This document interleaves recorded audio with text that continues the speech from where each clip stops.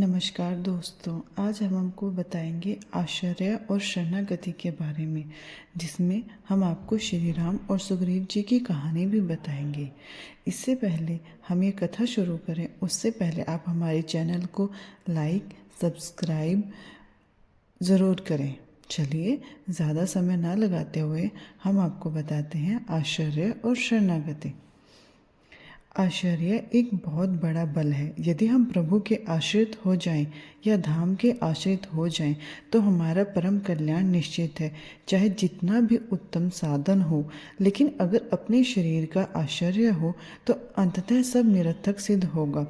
इसके विपरीत चाहे जीवन कितना भी कठिन हो, यदि आश्चर्य प्रभु का है तो उसका परिणाम अत्यंत उज्जवल होगा।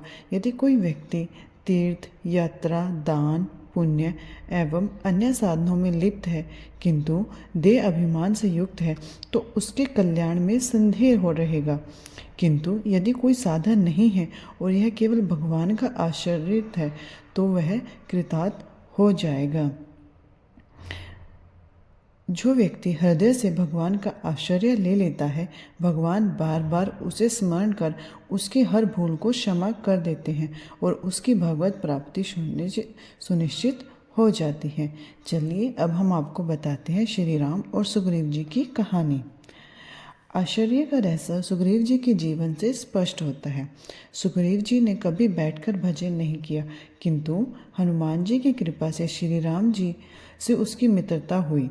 जब सुग्रीव जी का संकट था, जब बाली के भय से वह प्रतिक्षण व्याकुल रहते थे, तब उन्होंने श्री राम का आश्चर्य लिया। किंतु जब भगवान ने बाली का वध कर दिया और उन्हें राज्य प्राप्त हो गया, तब वे भगवान को भूल गए। महीनों बीत गए, लेकिन सुग्रीव एक बार भी भगवान के दर्शन करने नहीं गए।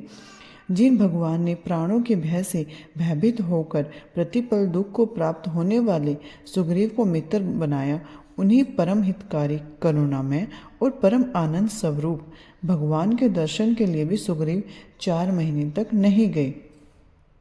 इस पर भगवान श्री राम ने लक्ष्मण जी से कहा, लक्ष्मण, सीता जी तो अब तक नहीं मिली और सुग्रीव जो सहायता करने का वचन दे रहे थे वे एक बार भी यहाँ नहीं आए।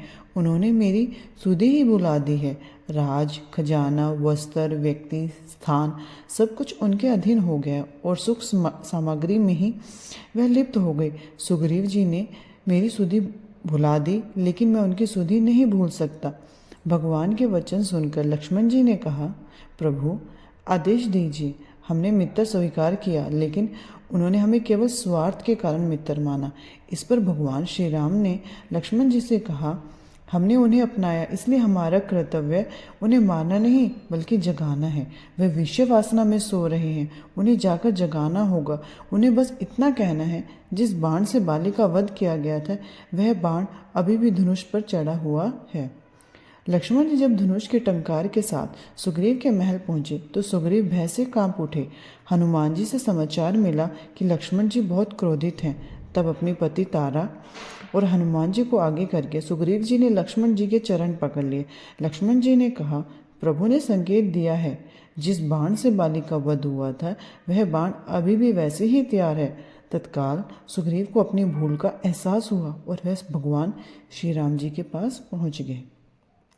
तो दोस्तों, इस कथा से हमें क्या शिक्षा मिलती है? इस कथा से हमें यह शिक्षा मिलती है कि सुग्रीव को न तो भगवान के चरणों में सच्ची प्रीति थी और न ही उनको विशुद्ध भक्ति के साथ भगवान का आश्रय लिया।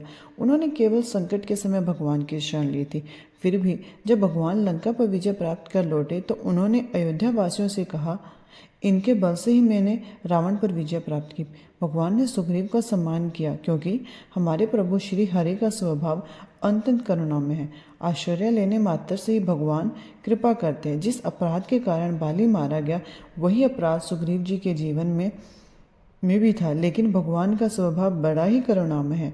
वे दीन बंधु और अत्यंत मृदु है। इसी करुणामय स्वभाव से भक्तों के हृदय में यह सुदृढ़ विश्वास जागृत होता है कि हम निश्चित रूप से भगवत प्राप्ति कर सकते हैं। तो दोस्तों, ये थी भगवान श्री राम और सुग्रीव जी की कहानी, जिसमें आश्चर्य और शरणागत के बारे में बताया गया है। धन्यवाद दोस्तों।